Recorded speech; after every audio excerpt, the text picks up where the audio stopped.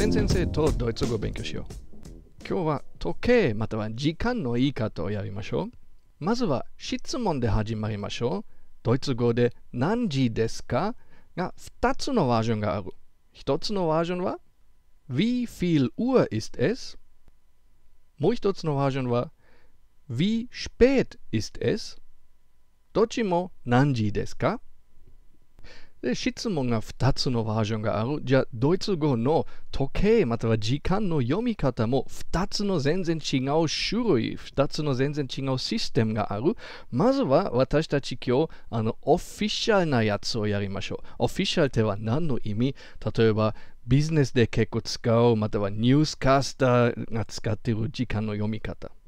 最初から覚えてほしいものは、オフィシャルな読み方は0から24時まで使う。例えばビジネスで、じゃあ明日9時会いましょう。じゃあ何の9時？朝？夕方？じゃあこの0から24まで使うと、ビジネスでぴったり、あの時間ではすぐわかる。じゃあやってみましょう。最初は3時。じゃあ3手は3。3時です手はEs ist 3 Uhr。Uhr 手は本当は時計の意味けど、時間の読み方、日本語の時っていう意味。じゃあ、午後5時、自分でやってみてください。ドイツ語では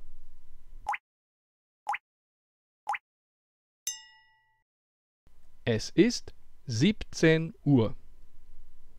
OK。これで4時20分。じゃあこの20分今入ってくるとどうすればいい？ちょっと長くなるでも別に複雑じゃない。ただ書き方と喋りまたは読み方はちょっと違う。これ気をつけてください。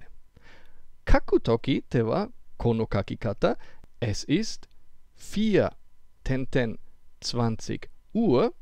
時々点々より一つの点だけでもある。ただ読むとき気をつけて、読むときはこれをその読み方する。Es ist 4:20 Uhr。最後にミヌテンも言ってもいい。Es ist 4:20 Minuten。けどなんか余計。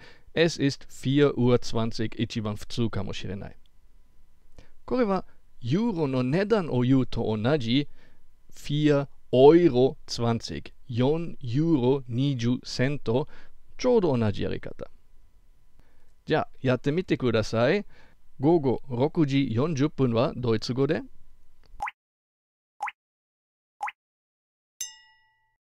Es ist 18:40 Uhr。これはオフィシャルの時計の読み方すべてだった。次のビデオでまたオフィシャルじゃない方のもう一つのバージョンやってみましょう。